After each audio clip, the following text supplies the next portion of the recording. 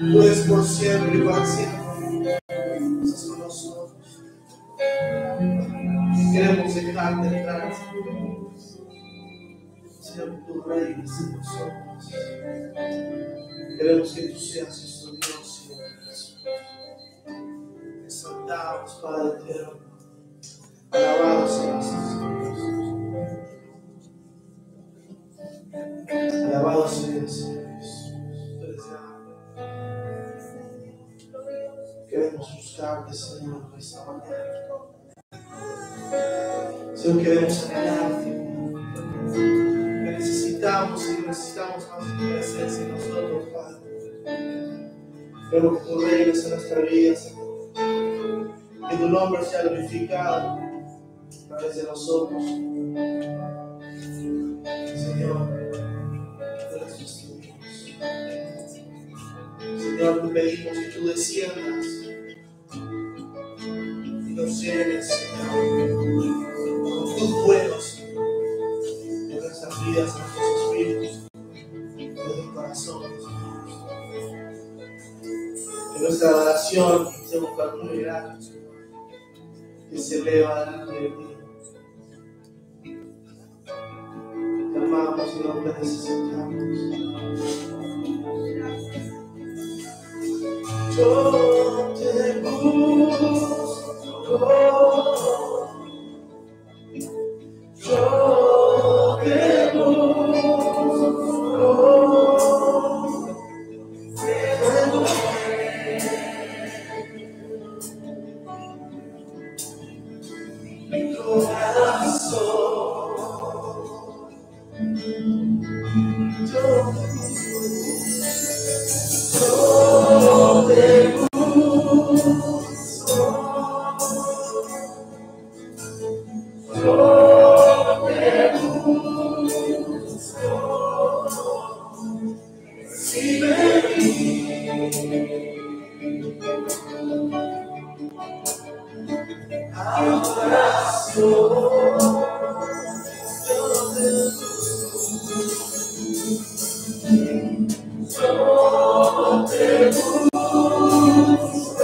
mi corazón,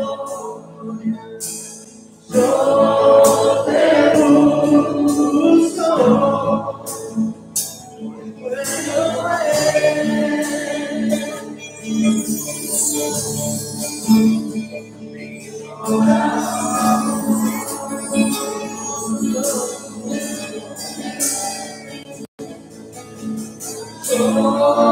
te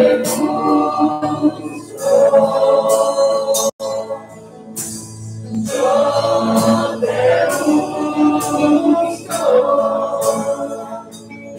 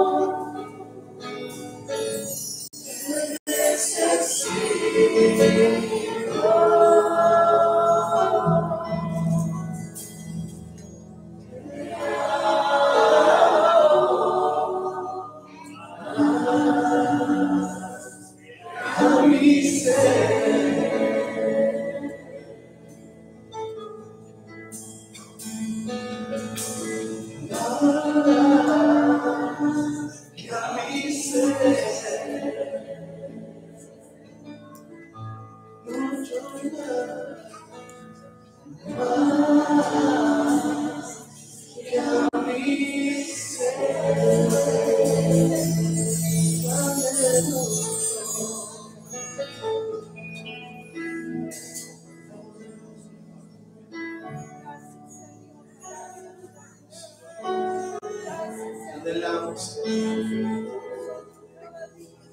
Gracias, Jesús.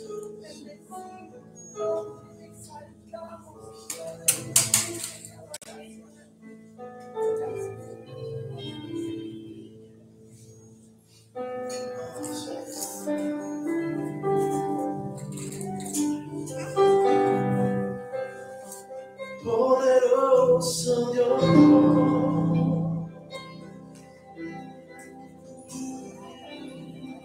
poderoso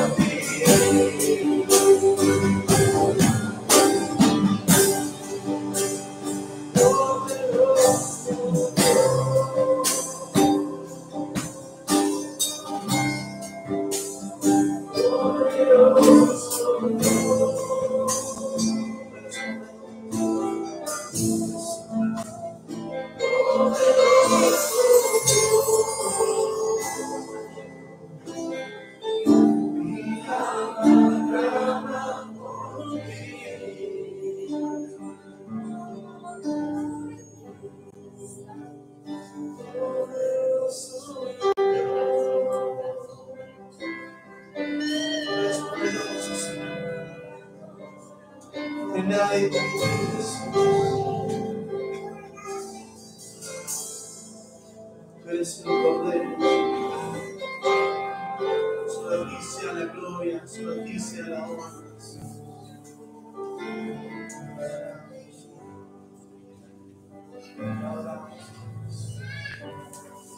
Gracias, Señor, porque podemos estar en este lugar.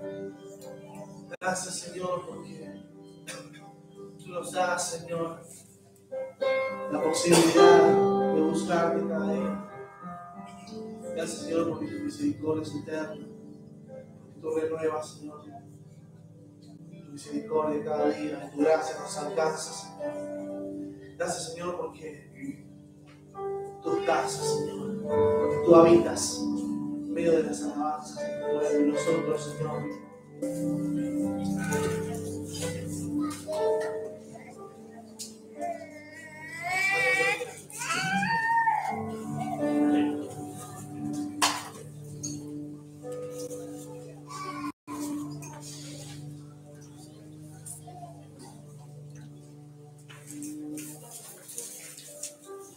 Bendito sea el Señor.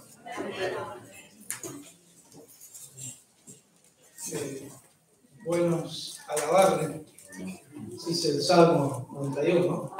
Bueno es alabar al Señor, porque para siempre son sus misericordias. Aleluya. En esta mañana quiero traer un mensaje que en mí me hizo pensar y me hizo meditar sobre cosas que a uno le suceden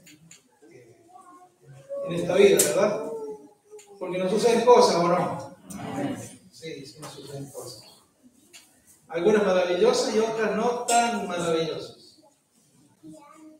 Esa es la realidad. Pero lo bueno de nosotros, los hijos de Dios, es que tenemos las Escrituras, que es la que realmente nos anima y nos alienta, que es la que no nos deja bajar los brazos, ni que nuestras rodillas sean endebles.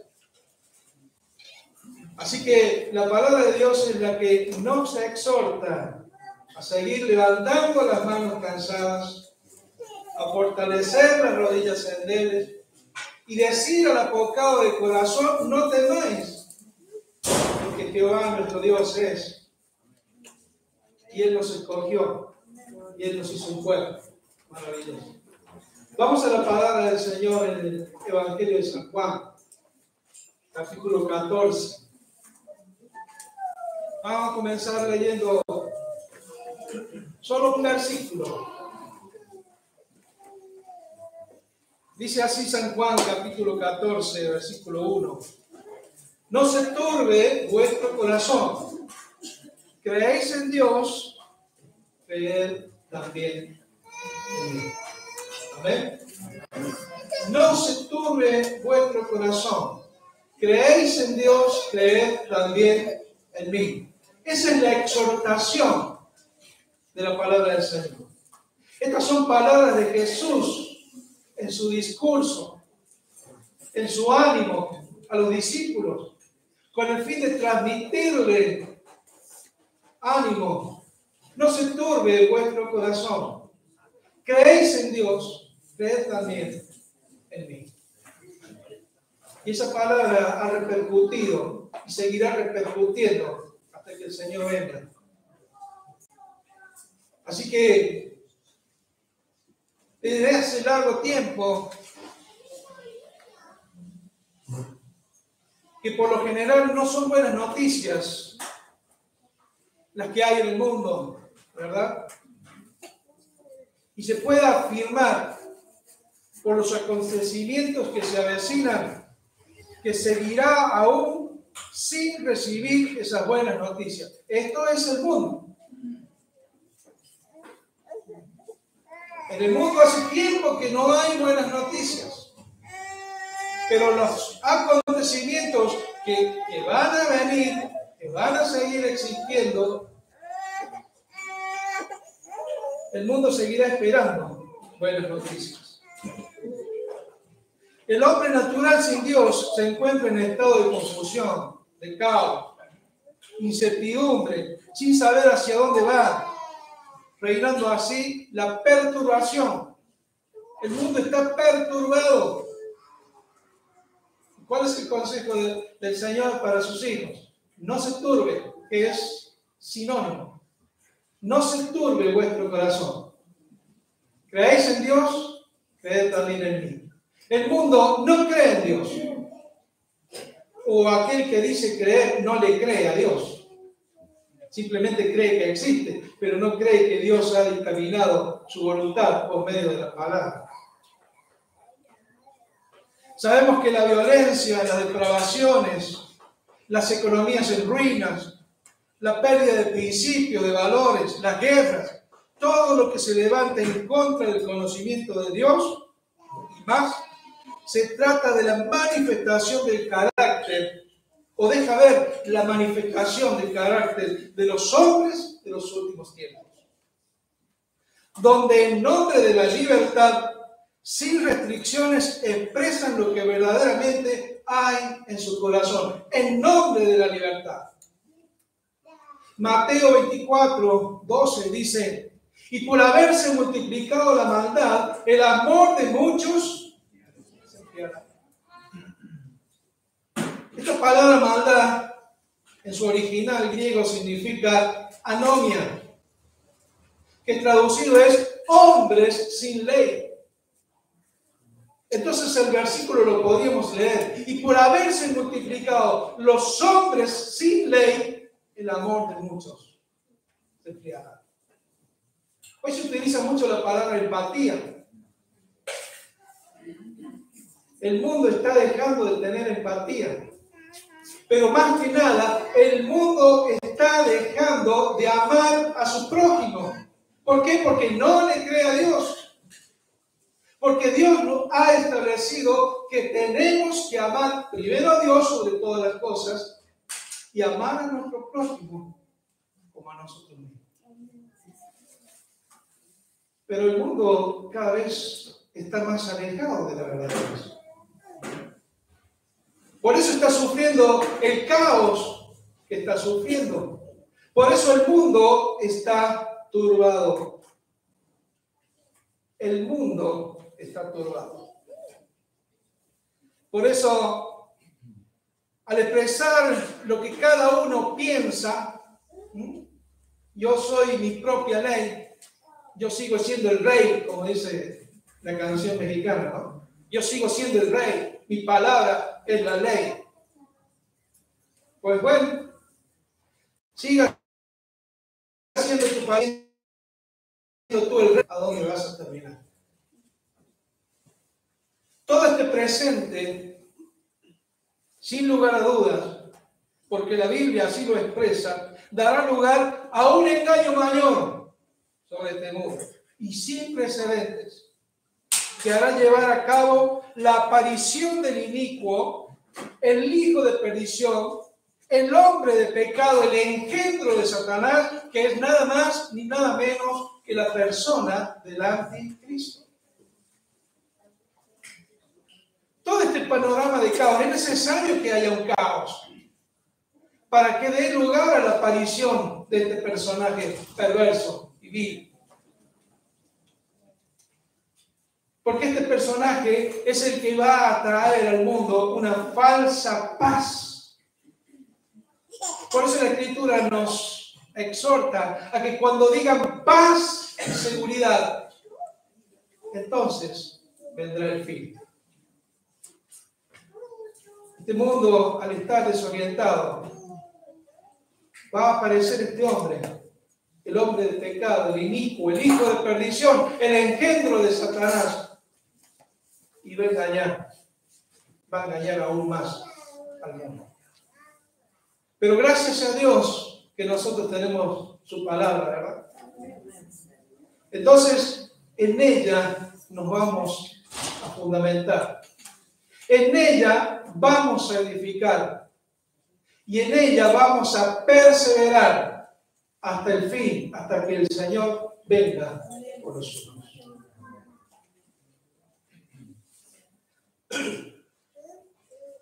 el mundo se desploma. Y una de las consecuencias que trae todo este caos o toda esta desorientación o toda esta turbación, yo quisiera destacar un hecho en el que muchos toman decisiones, y es el suicidio, como consecuencia de los hombres malvados que hoy están en el presente. Si usted analiza nuestra situación como país, verdaderamente no vemos hacia adelante o quiere impedir de que veamos hacia adelante. No podemos tener objetivos, no podemos tener planes, porque no sabemos qué va a pasar mañana. Y muchos llegan a tomar una determinación trágica, como es el suicidio. Pero yo quiero destacar un tipo de suicidio que los psicólogos han pasado a llamar el suicidio anómico.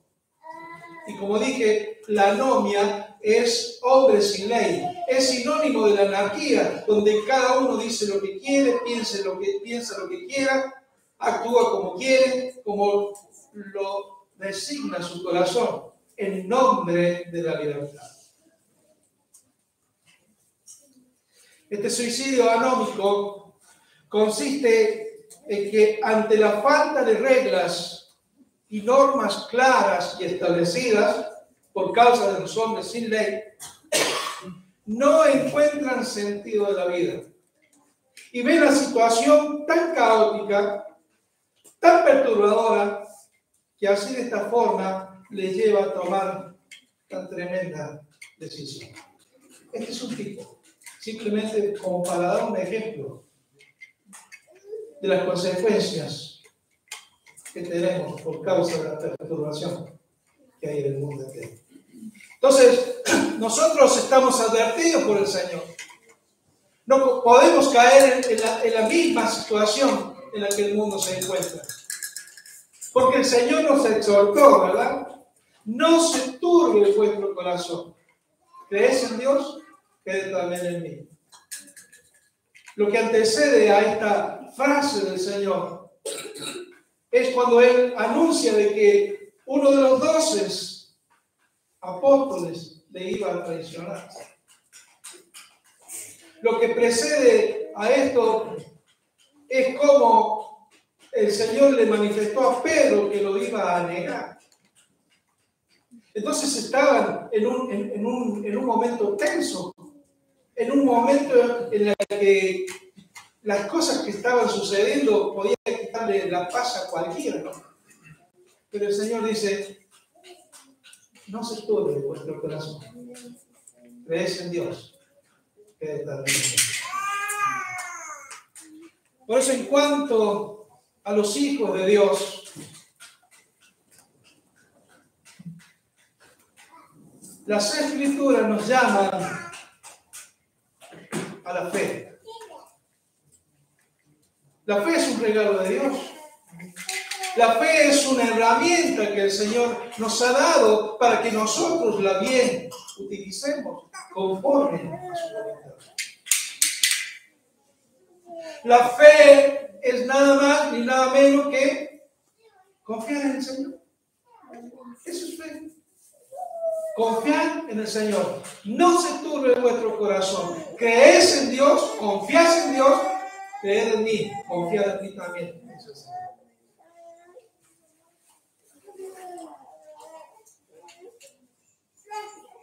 ¿Cómo vamos a sostener la fe? ¿Cómo vamos a aumentar la fe? Porque la palabra nos exhorta a que si estamos faltos de fe, pidamos que Dios nos aumente la fe. Vamos a ver lo que dice Isaías capítulo 26.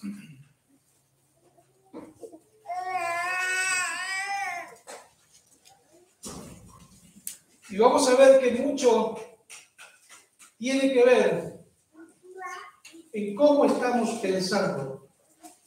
¿En qué estamos pensando? ¿Dónde ponemos toda nuestra atención? Isaías, capítulo 26, dice, versículo 2, abrí las puertas, la gente justa, guardadora de verdades. Tú guardarás en completa paz a aquel cuyo pensamiento en ti persevera, porque en ti ha confiado. Hermanos, nuestros pensamientos tienen que estar continuamente y permanentemente puestas en Dios. Porque si están puestas en Dios, vamos a entender que Dios es soberano, que Dios es absoluto. Vamos a pensar en todo lo que se refiere a los atributos de Dios. Y cuando vemos los atributos de Dios, es maravilloso. Y en eso el hombre de Dios tiene que aprender a descansar y a confiar.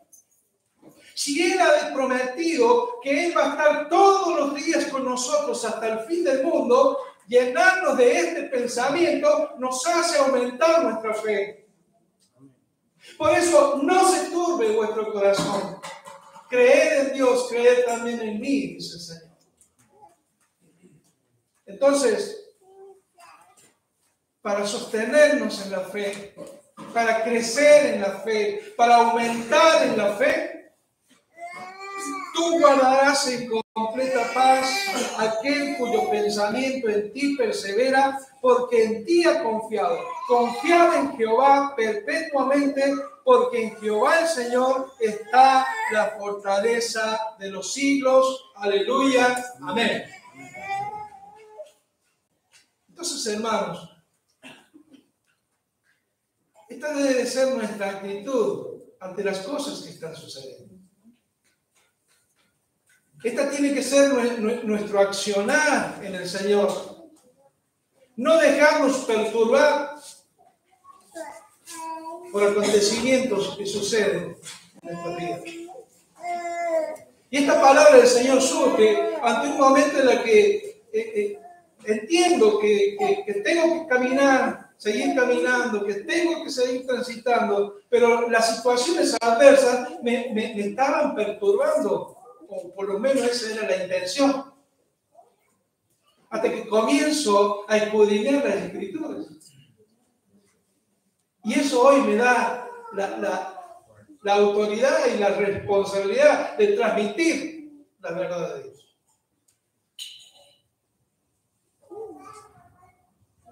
La fe no es solamente un hecho que nos debe hacer mover montañas, ¿no? Como dice, si tuviera fe como un grano de mostaza, ¿se acuerdan de esa canción? Tú le dirías a este monte, muévete, y esa montaña se moverá, se moverá, se moverá. Si tuviera fe como un grano de mostaza, eso lo dice el Señor. Si tuvieras fe como un grano de mostaza, eso lo dice el Señor. Tú le dirías a esa montaña, muévete, muévete. Y sigue la canción. Y transmite alegría. Y transmite fuerza. Pero quiero añadir a que la fe no es solamente para mover montañas. La fe también consiste para que nosotros podamos permanecer firmes ante los avatares, las circunstancias adversas, sin ser turbados ante situaciones adversas que nos tocan y nos tocarán aún vivir. Vamos a levantar nuevamente de Juan, capítulo 15, ahí nos va dando vuelta la página. Dice el versículo 18. Si el mundo os aborrece, sabed que a mí me han aborrecido antes que a vosotros. si fuereis del mundo, el mundo amaría lo suyo. Pero porque no sois del mundo, antes yo os elegí del mundo, por eso el mundo os aborrece. Es algo que nosotros tenemos que tener un pensamiento fijo, hermanos. No somos de este mundo.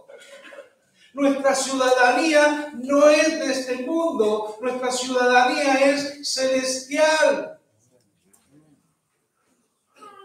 Poner la mirada en este mundo nos haría caer en tantas herejías que hoy se están pregonando en nombre del Evangelio de Cristo, pero que nada tienen que ver con el Evangelio de Cristo. Haciendo que la gente que busca a Dios ponga su mirada en las cosas de este mundo, cuando en realidad los predicadores tendrían que hacer que la gente ponga su mirada en aquel que nos amó, que nos redimió, que nos salvó y que nos ha dado una vida eterna para estar junto con Dios. Y nada tiene que ver con este mundo. Por eso dice el Señor, yo los escogí del mundo, porque ustedes no son del mundo. Acordad de la palabra que yo os he dicho, el siervo no es mayor que su Señor. Si a mí me han perseguido, también a vosotros os perseguirán. Si han guardado mi palabra, también guardarán la vuestra. Hermano, lo que está diciendo el Señor, confíen. ¿Creen en Dios? ¿Creen también en mí? Yo he sido perseguido y aquí estoy firme, dice el Señor. Y aún lo que me acontece por delante no es mucho mejor de lo que nos está aconteciendo ahora. Voy en camino a la cruz. Voy en camino a morir. Voy en camino a ser crucificado. Pero confíen. Confíen porque yo he vencido al mundo. El mundo no tiene nada que ver con nosotros. Por eso, hermanos, rechacemos toda propuesta evangélica a poner las cosas del mundo. Como el amor al dinero, el ego personal, el narcisismo dentro de las iglesias.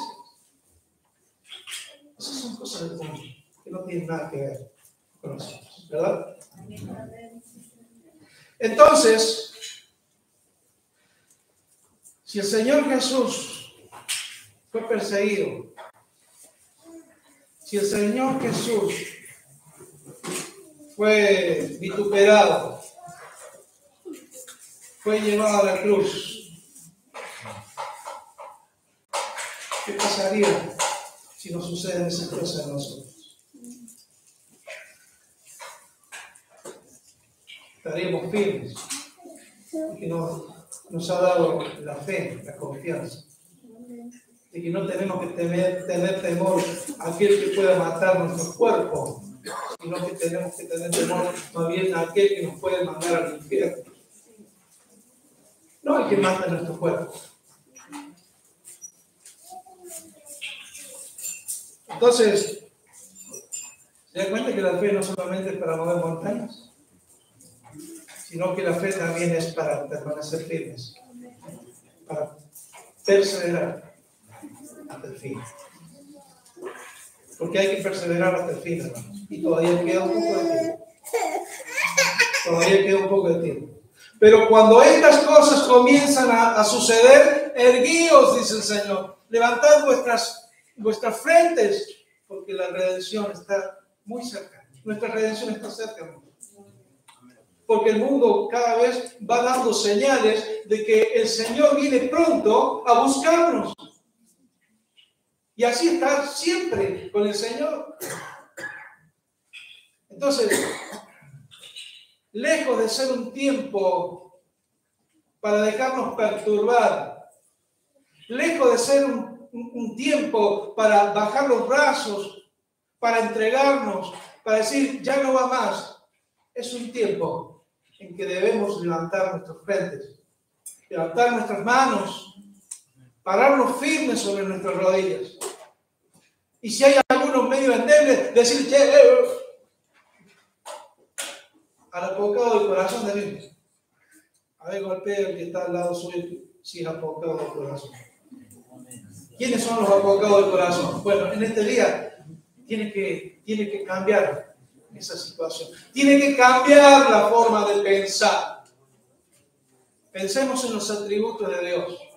Pensemos en las promesas de Dios, porque es la que nos da fuerza cada día y hace una fortaleza alrededor de nosotros.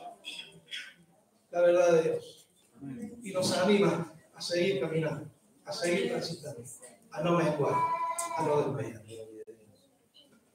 Por eso, como referí en la introducción respecto a los acontecimientos del tiempo presente, estos tienen también como finalidad o propósito lograr perturbar nuestros corazones hasta el punto tal de hacernos desmayar.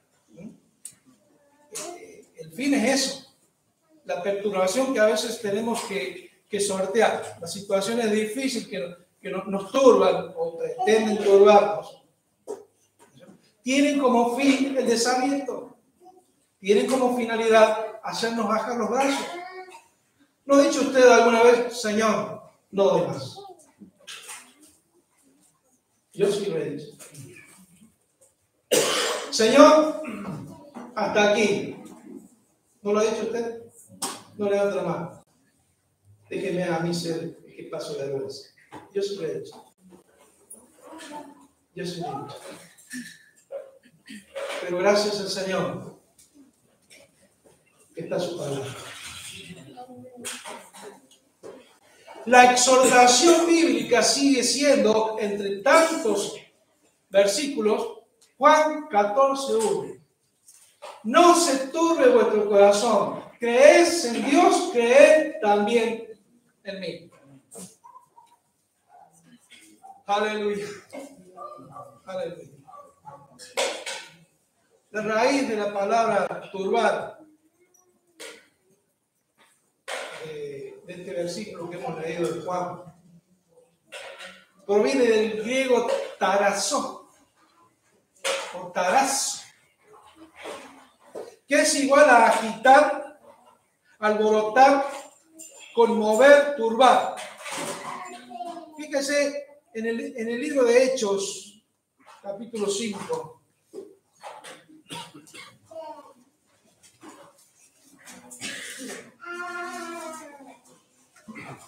Perdón, Hechos 17.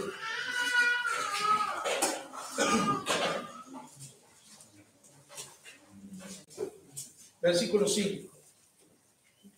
Tiene que ver con esta situación también. Dice, entonces los judíos que no creían, porque el título dice un alboroto en Tesalónica. Entonces dice, los judíos que no creían al mensaje, dice, teniendo celos, tomaron consigo algunos ociosos hombres malos y juntando una turba, alborotaron la ciudad y asaltaron la casa de Jasón, procuraban sacarlos al pueblo. Entonces, ¿qué es lo que se levantó? Una turba. Hicieron un alboroto, empezaron a agitar y a lo mejor los hermanitos cuando ven esto se podrían haber inquietado, turbado, pero Jasón estaba tranquilo. Jasón fue llevado a las autoridades y Jasón terminó en libertad. Un alboroto. Quiero decir una cosa. Satanás aún sigue obrando, porque aún Satanás no está encarcelado. Satanás sigue activo y a veces me he preguntado, ¿duerme Satanás? Miren, yo creo que Satanás tampoco duerme, porque debe estar pensando constantemente en cómo hacernos bajar los brazos, cómo turbar nuestros corazones para que abandonemos la fe, para que desistamos del Señor. Hay una actividad permanente del enemigo, porque el fin al mundo ya lo tiene. ¿A quién procurar? ¿Contra quiénes van? Contra los hijos de Dios. Por eso él inventa persecuciones, inventa cosas que turben al pueblo de Dios.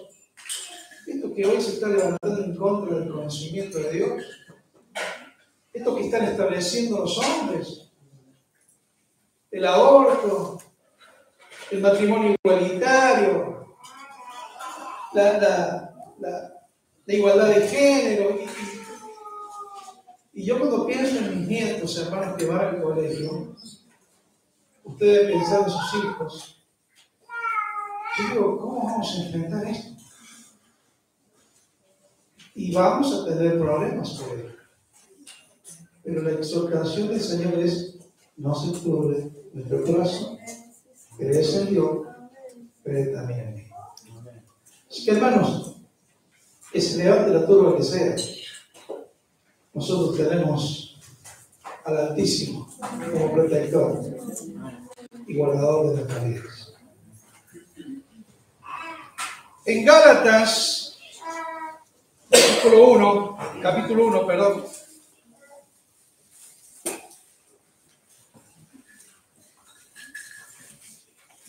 Utiliza la misma palabra que Juan.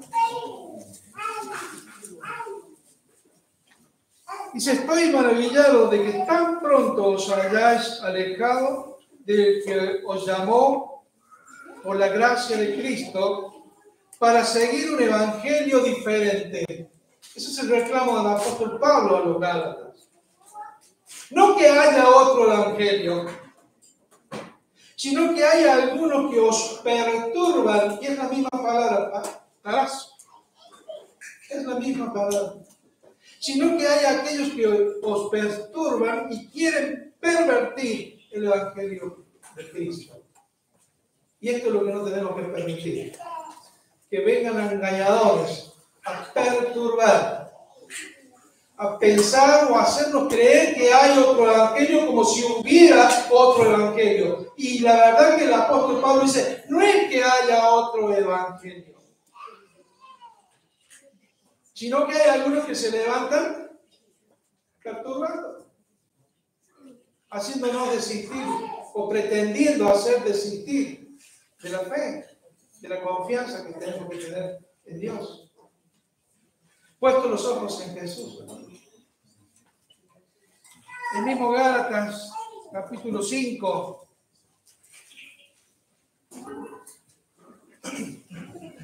El versículo 9 dice, un poco de levadura leva toda la masa. Yo confío respecto de ustedes en el Señor, que no pensaréis de otro modo, más que el que os perturba llevará la sentencia quien quiera que sea. Y dice el versículo 12, y esto es terrible, hermanos, para los perturbadores. Ojalá se mutilasen los que os perturban. Muy fuerte el apóstol. Muy fuerte el apóstol. Muy fuerte. Pero esto es lo que van a sufrir los perturbadores. Esto es lo que van a experimentar los perturbadores. Hermanos, seguimos adelante. La definición de perturbar es alterar o interrumpir la continuidad de estado o curso natural de algo. Es alterar de modo que no acierte a hablar ni a proseguir en su tarea, provocar confusión, desorden, desconcierto. ¿Vio cuando un testigo está siendo indagado por el abogado de la otra parte? Y quieren perturbar al testigo para que el testigo se equivoque y deje de testificar en contra de su cliente. Esto es perturbar. Lo que hacen estos abogados es perturbar, ¿verdad, Cristian? Entonces, hermanos, se van a levantar estas cosas. Van a querer hacernos callar. Van a querer hacernos desenfocar de lo que tenemos que hablar. van a pretender amedrentarnos para no hablar lo que tenemos que hablar. Esto hacen los perturbadores. Nos quieren desalentar, nos quieren hacer abandonar la fe, nos quieren hacer desistir. Pero como dice Daniel, el pueblo que conoce, ¿cómo es, Miguel? El pueblo que conoce a su Dios se esforzará y actuará. Amén, aleluya. Amén, aleluya. El pueblo que conoce a su Dios se esforzará y actuará. Vamos ya hacia un final. Te quedan 3 hojitas. Vamos a ver algunos ejemplos de hermanos del pasado. Vamos al libro de Mateo, capítulo 16.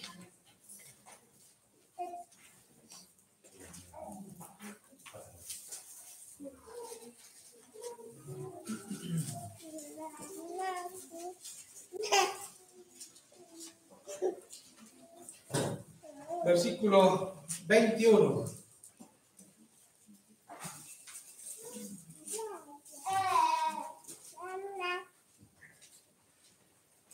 Desde entonces comenzó Jesús a declarar a sus discípulos que le era necesario ir a Jerusalén y padecer muchos de los ancianos, de los principales sacerdotes y de los escribas, y ser muerto y resucitar al tercer día. Esto era el objetivo por el cual el Señor había venido. Se encaminaba hacia la cruz. Entonces, ir a la cruz era parte del objetivo del Padre con respecto al Hijo y lo que debía hacer su obra en la tierra. Pero mire usted, entonces Pedro, tomándolo aparte, comenzó a reconvenirle diciendo: Señor, ten compasión de ti. En ninguna manera esto te aconseja. Señor, tienes derechos. Proclamas tus derechos para no ir hacia esa muerte en la cruz. Acá hay una interrupción perturbadora que pretendió perturbar. Esto califica con la definición que dice que es alterar o interrumpir la continuidad del estado o curso natural de algo. Acá Satanás, por medio de la boca de Pedro, estaba procurando alterar el destino o el objetivo que el Señor Jesús tenía por delante, que era morir en la cruz. El apóstol Pedro acababa de anunciar con sus labios: ¿quién dice la gente que soy? Y Pedro salió y dice: tú eres el Cristo, el Hijo del Dios viviente. Bien, Pedro. Sobre esta roca, sobre este fundamento edificaré mi iglesia. No sobre lo que dicen el fundamento es Don Bergoglio, ¿no?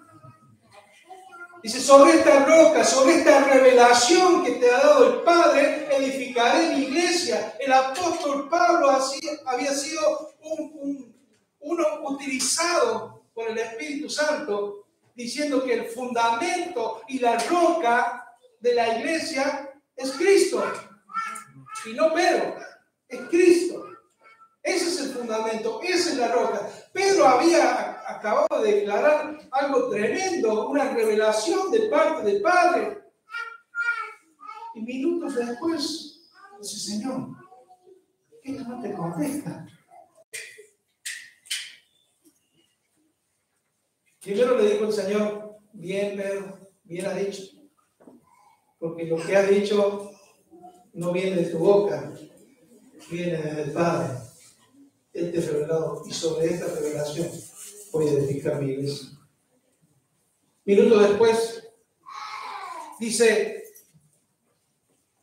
pero él, Jesús, Volviéndose, dijo a Pedro: quítate de delante de mí, Satanás, me eres tropiezo, porque no pones la mira en las cosas de Dios, sino en las cosas de los hombres. ¡Wow!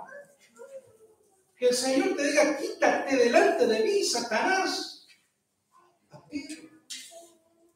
Pedro, yo estimo que ni habría entendido la situación, pero estaba siendo un instrumento de Satanás. ¿Para qué? Para perturbar al Señor, para impedirle que vaya hacia el objetivo por el cual él había venido a esta tierra, a morir en una cruz. Tremendo, ¿verdad? Entonces, nosotros no debemos dejarnos perturbar. Imagínense ustedes si el Señor hubiera cedido a esta sugerencia de Satanás por medio de la boca de Pedro. Hoy nos encontraríamos sin redención.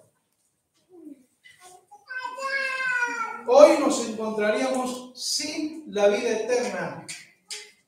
Aún hoy estaríamos muertos en nuestros delitos y pecados si el Señor no hubiera ido a la cruz cumpliendo el objetivo por el que había venido a esta tierra. Pero Satanás quiso perturbar esto porque sabía que detrás de la muerte del Señor venía la redención de su pueblo. Y aquí estamos, a causa de que el Señor no se dejó perturbar y fue hacia el objetivo por el cual había venido. Aleluya. Esto es maravilloso, hermanos. ¿Se ve que estoy gritando porque me bajó el micrófono o no? ¿Se escucha bien? ¿Ah? ¿En la pila? A mí también se me está acabando la pila. Vamos a Lucas, capítulo 10. Yo ni me fijé a qué hora empecé, así que no sé cuánto llevo. Pero falta poquito.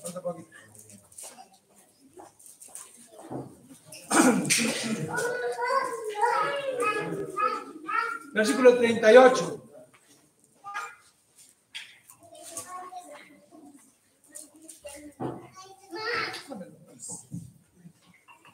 Versículo 38. Aconteció que yendo de camino entró a una aldea y una mujer llamada Marta le recibió en su casa.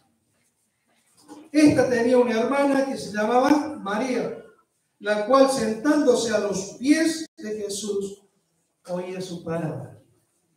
Pero Marta se preocupaba con muchos quehaceres y acercándose dijo: Señor, ¿no te da cuidado que mi hermana me deje servir sola?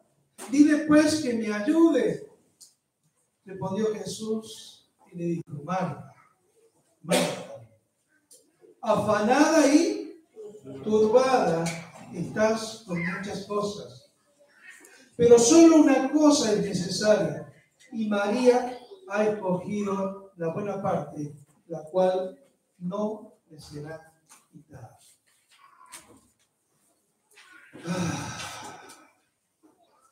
Pobre Marta.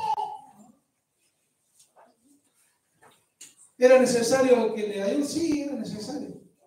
Pero no era el momento adecuado ni preciso. Era el momento de estar postrados a los pies de Cristo y escuchar su palabra. Esto nos tiene que traer una gran enseñanza, hermanos. Porque a veces los quehaceres de la vida, las obligaciones, llegan a tal punto de turbarnos que ponemos a la inversa las prioridades que tenemos que tener. Primero están las cosas de Dios. Primero está rendirse a los pies de Cristo, escuchar su palabra. Y después, ¿qué hacemos? Tampoco dejemos de hacer lo que tenemos que hacer, ¿verdad? Mujeres, varones, ambos dos. Entonces, lo que nos está diciendo que no nos tenemos que dejar perturbar por los quehaceres, por las responsabilidades, por las obligaciones. No dice que no tenemos que dejar de hacerlo, sino no dejarnos turbar ni afanarnos por los quehaceres, cambiando la prioridad de la situación. Y María escogió la mejor parte. Se rindió a los pies de Cristo y le escuchaba. Y le escuchaba. Hermanos, eso forma parte de no dejarnos turbar. Satanás quiere que no vayamos a los pies de Cristo. Satanás quiere que no estemos allí escudriñando su palabra. Satanás nos quiere privar de nuestra relación íntima con el Señor, de nuestra oración, de nuestra alabanza, de nuestra adoración. Total, el domingo voy y cantamos. No se trata de ir el domingo y cantar. No se trata de venir el domingo y escuchar la palabra. Se trata de que cada día de nuestras vidas, nuestro primer lugar tiene que ser el Señor. Y lo estoy diciendo reprendiéndome a mí mismo. Porque a veces cosas me turban y me olvido que primero está el Señor. Pero gracias a Dios que tenemos su palabra y su Espíritu que nos guía a la palabra. Y por último, vamos a Hechos capítulo 16, y este es bueno, hermano. Este es muy bueno. Es un pasaje en que muchos le han sacado el jugo a esta palabra. Pero bueno, yo le encontré otro nuevo elemento. El apóstol Pablo estaba en Filipos y había un momento en la oración e iban a la oración. Pero dice que aconteció que mientras íbamos a la oración, hacia el objetivo, nos salió al encuentro una muchacha que tenía espíritu de adivinación, la cual daba gran ganancias a sus amos adivinando. Esta, siguiendo a Pablo y a nosotros, daba voces diciendo: estos hombres son siervos del Altísimo, quienes os anuncian el camino de salvación. Esto lo hacía, dice, por muchos días. Más desagradando a Pablo, este se volvió y dijo al Espíritu: te mando en el nombre de Jesucristo que salgas de ella, y salió en aquella misma hora. ¿Qué estaban haciendo Pablo y las mujeres que se habían convertido al Señor? Iban a cumplir un objetivo, iban a la oración, iban a tener intimidad con el Señor. Pero esta muchacha decía la verdad, porque eran siervos del Dios Altísimo. Pero llegó a punto tal de que esta verdad comenzó a perturbar. Cabe la definición, tratar de interrumpir a Pablo y a las mujeres que iban a orar, iban a hacer la parte primordial, a cumplir esta parte importante. Pero esta mujer tenía espíritu de adivinación, y Pablo se da cuenta, dice: nos está perturbando, nos está tratando de sacar del objetivo. Acuérdense que uno de los propósitos de la perturbación es sacarnos del objetivo, sacar de que nuestra vista esté puestas permanentemente en el Señor. Entonces Pablo advierte esta situación, no se dejó perturbar, echó fuera el demonio y la mujer quedó libre de la misma. Ahora, esto tuvo consecuencias graves, porque esta mujer que adivinaba tenía sus amos, de las cuales sacaban ganancia de todo de su adivinación, y se abrió una turba